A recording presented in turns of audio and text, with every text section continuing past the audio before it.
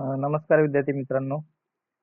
आजच्या लेक्चरमध्ये आपण पुढचा जो रिले तो म्हणजे डिस्टन्स रिले. डिस्टन्स वरती किंवा कुठल्या डिस्टन्स वरती फॉल्ट झालाय ते फाइंड आउट करण्यासाठी आपण काय रिले वापरतो पॉवर सिस्टीम मध्ये. त्याच्यामध्ये 3 टाईप आहेत. एक आहे तुमचा डेफिनेट डिस्टन्स रिले, त्याच्यानंतर टाइम डिस्टन्स रिले, त्याच्यानंतर मूव्ह रिले. तर हा जो फर्स्ट रिले आपला तो आहे आपला डेफिनेट डिस्टन्स रिले. म्हणजे डेफिनेट डिस्टन्स रिले म्हणजे काय की एक पर्टिक्युलर किती डिस्टन्स वरती फॉल्ट झालाय तो एक डेफिनेट व्हॅल्यू आपल्याला दाखवतो आणि मग त्या लोकेशनला जाऊन आपण तो फॉल्ट क्लिअर करू शकतो. हे होतं कसं बघा, पॉवर सिस्टीम मध्ये खूप महत्वाचं आहे. डिस्ट्रीब्युशन मध्ये, ट्रान्समिशन मध्ये फॉल्ट लोकेशन शोधण्यासाठी ह्याचा खूप उपयोग होतो. कारण आपल्या ज्या ट्रान्समिशन लाईन आहेत ते हजारो किलोमीटरच्या असतात. डिस्ट्रीब्युशन लाईन काही 10, 15, 20 किलोमीटरच्या असतात. त्यामुळे तो एक्झॅक्ट लोकेशन शोधणं, तिथले जे काम वर्कर असतात त्यांना पण त्यांच्यासाठी पण खूप मोठा एक टास्क आहे. त्याच्यामुळे हे जे डिस्टन्स रिले आहेत तर त्यांच्यासाठी खूप महत्वाचे, इझिली फॉल्ट लोकेशन शोधण्यासाठी. तर फर्स्ट जो टाइप आहे तो म्हणजे आपला definite distance relay. Definite distance relay मध्ये बघू शकता जसं बॅलन्स बीम टाइप मध्ये होतं त्याच प्रकारचं तुम्हाला स्ट्रक्चर इथे दिसेल. हा जो बीम आहे हॉरिझॉन्टल तुम्हाला दिसतोय तो, त्याच्यानंतर इथं एक आर्मेचर आहे, म्हणजे हा जो पोर्शन आहे तो आर्मेचरचा आहे. त्याच्यानंतर इकडे एक आर्मेचर आहे. नंतर इथं एफ एफ म्हणजे त्याचा सेंटर पॉइंट आपण म्हणून कन्सिडर करू. त्याच्यानंतर वरती इथं ट्रिप सर्किटचे कॉन्टॅक्ट आहेत. नॉर्मली हे ओपन दिसत आहेत तुम्हाला. त्याच्यानंतर एका साइडला आहे पीटी, एका साइडला आहे सिटीचे कनेक्शन, फ्रॉम पीटी. आता नॉर्मल केस मध्ये काय असतं की करंट हा कमी असतो. नॉर्मल करंट आपला सिस्टीमचा असेल तेवढाच असेल. फॉल्ट आल्यानंतर करंट वाढतो आणि नॉर्मल केसमध्ये पोटेन्शियल म्हणजे व्होल्टेज मात्र जास्त असणार आहे आणि करंट फॉल्ट आल्यानंतर तेच व्होल्टेज काय होणार आहे, कमी होणार. मग असं म्हणू शकतो की आपण in normal condition pull due to PT side is greater than the pull due to CT side magnet. CT साइडच्या मॅग्नेट पेक्षा पीटी साइडचा जो मॅग्नेट आहे तो जास्त स्ट्रॉंगली ऍक्ट होतो. त्याच्यामुळे इथं जास्त स्ट्रॉंगली मॅग्नेट तयार होतो आणि जास्त स्ट्रॉंगली मॅग्नेट तयार झाल्यामुळे हा जो आर्मेचर आहे तो इकडं ओढला जातो, इकडे खेचला जातो. थोडक्यात काय की ही जी साइड आहे मुवमेंट तुमची अशी होणार आहे नॉर्मल केसमध्ये, ही डाऊनवर्ड आणि इकडची अपवर्ड. म्हणजे ही जी आहे ती अपवर्ड डायरेक्शन जाणार आहे. म्हणजेच हा जो पोर्शन आहे तो इकडे खेचला जाईल आणि मग इथं हे सर्किट ओपन राहील. ही झाली नॉर्मल केस. फुल पीटी मध्ये होणारं मॅग्नेट जास्त ताकदीचं असल्यामुळे ती केस होते. ऍबनॉर्मल केस येते म्हणजे ज्यावेळेस फॉल्ट होतो त्यावेळेस मात्र उलटी कंडिशन येते. तर इथं सिटी मध्ये जास्त करंट फ्लो होतो, सिटी मधून मेजर केला जातो आणि तोच इथं जास्त करंट दिला जातो आणि मग इथं जास्त स्ट्रॉंग मॅग्नेट तयार होतो आणि मग इथं जास्त स्ट्रॉंग मॅग्नेट तयार झाल्यामुळं कुणापेक्षा पीटी साइड पेक्षा हा जो पूल आहे तो हा इकडे आता डाऊनवर्ड साइडने येतो, म्हणजे इकडे खेचला जातो. हा जो बीम आहे आर्मेचर येतो आणि इकडचा मात्र हा अप्पर साइडला जातो. म्हणजे आता इकडं हा खेचला जातो, म्हणजे जसं तराजू असतो लेफ्ट राईट त्या प्रकारचं वर्किंग इथं पाहायला भेटतं. आणि मग हे जे कॉन्टॅक्ट आहे ते मात्र इथं क्लोज होऊन जातं आणि हे कॉन्टॅक्ट क्लोज झालं की ट्रिप सर्किटला सिग्नल जातो, कधी फॉल्ट कंडिशन मध्ये. आणि ज्यावेळेस हेल्दी असतं त्यावेळेस मात्र ते कॉन्टॅक्ट ओपन राहतं, सर्किटला सिग्नल जात नाही. मग ह्याच्यामध्ये डिस्टन्स मेजर कसं होतं हा महत्वाचा प्रश्न आहे. तर डिस्टन्स कसं मेजर होतं बघा की डिस्टन्स मेजर करण्यासाठी बघा इथं हा पॉइंट महत्वाचा आहे. Under fault condition current increases while voltage decreases. The ratio of voltage to current, म्हणजे हा जो व्ही डिवायडेड बाय आय चा रेशिओ त्याला आपण काय म्हणतो, impedance. Z is equal to V divided by I falls below the predetermined value. म्हणजे जी काय प्रीडिटरमाइंड व्हॅल्यू असेल, आता एका शब्दावरती सगळे प्रीडिटरमाइंड व्हॅल्यू. फॉर एक्झाम्पल आपला फिडर 10 किलोमीटरचा आहे आणि 10 किलोमीटर साठी जो इम्पिडन्स असेल समजा 10 ओमचा इम्पिडन्स आहे लाईनचा, तर त्या लाईन मध्ये मध्येच कुठेतरी फॉल्ट झाला, समजा 5 किलोमीटर वरती फॉल्ट झाला, तर तिथून पुढची लाईन आपली बंद होणार आहे. म्हणजे सर्किट मध्ये असणार किती, 5 किलोमीटरची लाईन.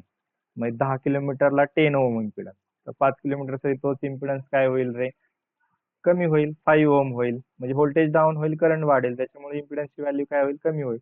म्हणजे 10 किलोमीटरसाठी 10 किलोमीटरसाठी 10 ओहम, तर 5 किलोमीटरसाठी किती होईल, तो 5 ओहम होईल.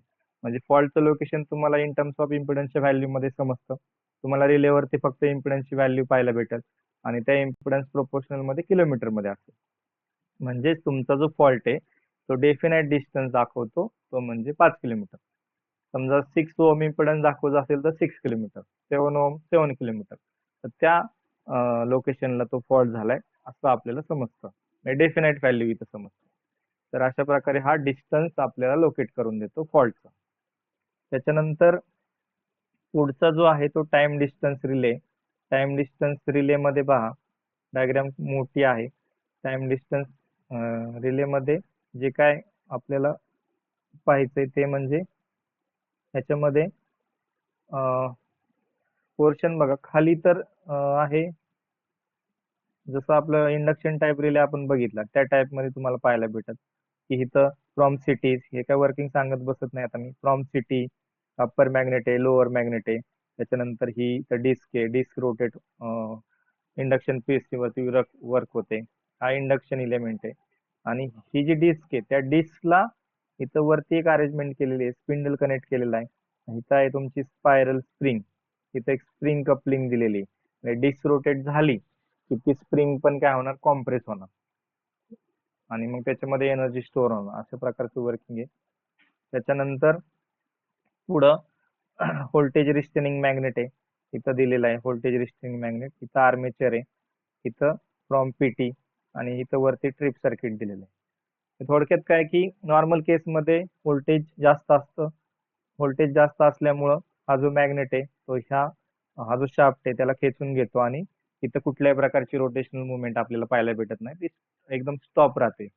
कधी, नॉर्मल केसमध्ये. ज्यावेळेस ऍब नॉर्मल केस येते त्यावेळेस ऑब्व्हियसली करंट वाढतो, मग सिटीचा सप्लाय वाढतो, तिथं स्ट्रॉंग मॅग्नेटिक फील्ड तयार होते, डिस्क तेवढ्याच जोरात रोटेट होती आणि तेवढ्या फास्टली रोटेट झाल्यानंतर ती जी स्प्रिंग आहे तेवढ्याच जास्त प्रमाणात कॉम्प्रेस होती, जास्त ताकदीने कॉम्प्रेस होती आणि मात्र फॉल्ट कंडिशन मध्ये करंट वाढतो, व्होल्टेज मात्र डाऊन होतं. मग इथं वीक मॅग्नेट पडतो हा आणि इथं हिथला फोर्स जास्त असतो. त्याच्यामुळं हा जो शाफ्ट आहे तो ह्या मॅग्नेट पासून, हा जो आर्मेचर आहे तो इथून लेफ्ट होतो, निसटतो.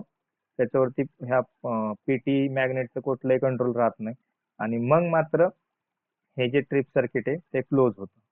मग टाइम डिस्टन्स रिलेटेड टाइमचं इथं आलं काय, तर हे जी डिस्क आहे ती डिस्क रोटेट व्हायला किती टाइम लागणार आहे, तर त्या टाइम वरती आपलं डिस्टन्सचं लोकेशन समजतं. मग अशी मी सांगितलं की 10 किलोमीटरला 10 ओहम. याच्यामध्ये मी असं म्हणू शकतो की आपण 10 किलोमीटर साठी समजा 10 सेकंदचा टाइम दिला, तर समजा आपला फॉल्ट हा कुठल्या लोकेशनला झालाय त्याच्यावरती आपला टाइम ठरणार. म्हणजे तो जो लोकेशन आहे फॉल्टचं, समजा ते कमी डिस्टन्स वरती असेल, कमी डिस्टन्स वरती असेल तर आपली जी डिस्क आहे ती फास्टली रोटेट होईल, टाइम कमी लागणार आहे. म्हणजे 1 सेकंद लागला तर आपण म्हणू शकतो 1 किलोमीटर वरती फॉल्ट आहे. तीच डिस्क रोटेट व्हायला 2 सेकंद लागले तर 2 किलोमीटर वरती फॉल्ट आहे. 5 सेकंद लागले तर 5 किलोमीटर वरती फॉल्ट आहे.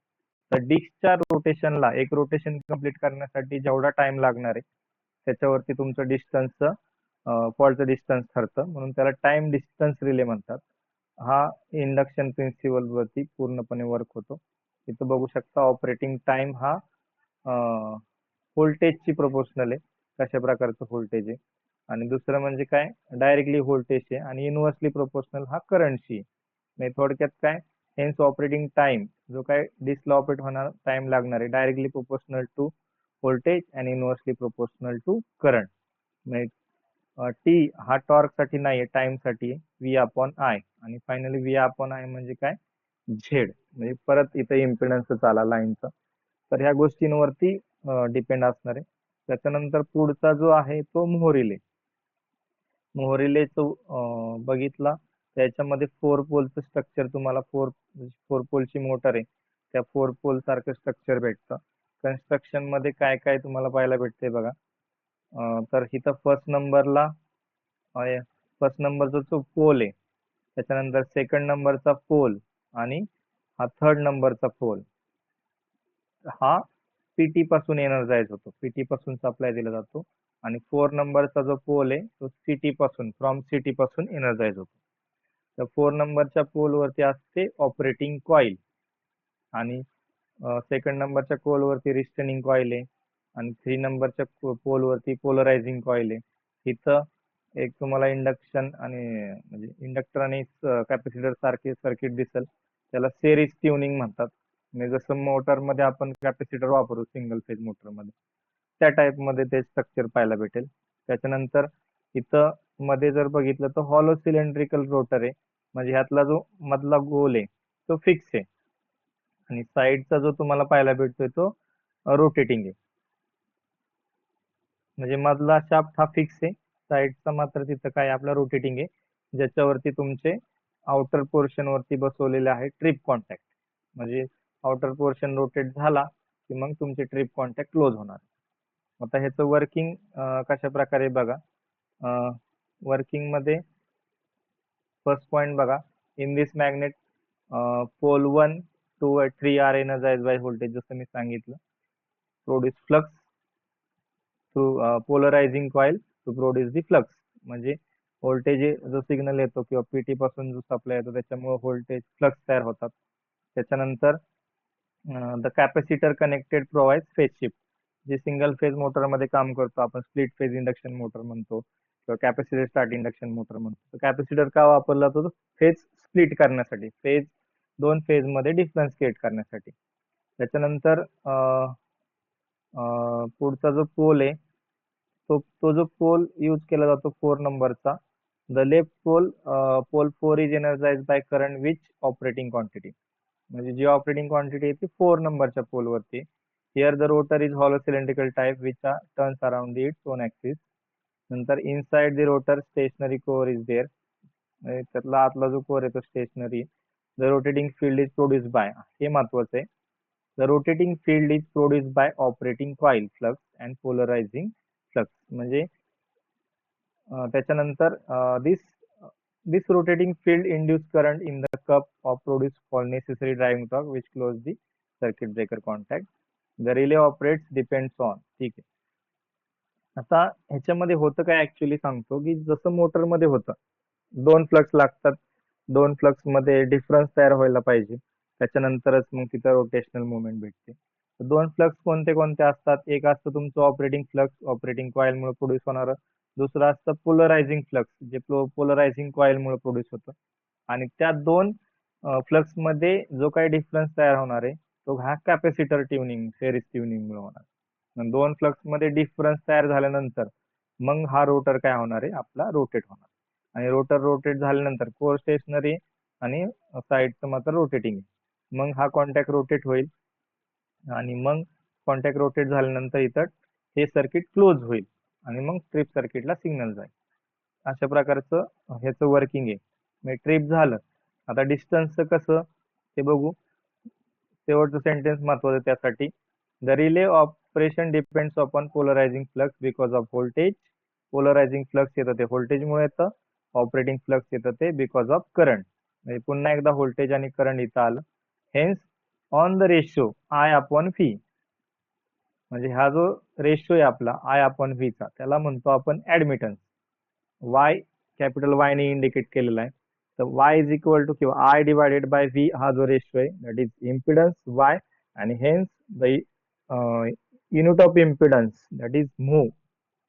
इम्पिडन्स ऍडमिटन्सचं युनिट बघितलं आपण ते ओहम आहे, आणि सॉरी इम्पिडन्सचं युनिट ओहम आहे आणि ऍडमिटन्सचं जे युनिट आहे ते मो. मी सिम्बॉल पण बघितला असेल, हा जो सिम्बॉल आहे उलटा ओहमचा उलटा सिम्बॉल दॅट इज मो, MHO. तर मो. आणि मग पुन्हा एकदा the value of admittance depends on the distance.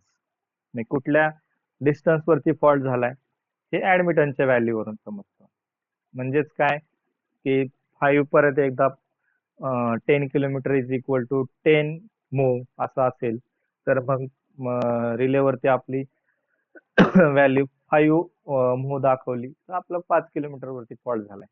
अशा प्रकारे आपण फॉल्टचं लोकेशन शोधून काढू शकतो. तर हे 3 रिले जे आहेत ते डिस्टन्स रिले आहेत. त्याच्यानंतर पुढचा जो रिले आहे डायरेक्शनल रिले, तर तो आपण नंतरच्या लेक्चरला बघू. आज जे झालं ते महत्वाचं आहे. डिस्टन्स रिले तीन पैकी एक रिले मात्र त्या ठिकाणी विचारला जातो. जे आपण बघितला तो पहिला होता डेफिनेट डिस्टन्स रिले, त्याच्यानंतर बघितला टाइम डिस्टन्स रिले, त्याच्यानंतर बघितला मूव्ह रिले. तर हे तिन्ही रिले समजले असावेत.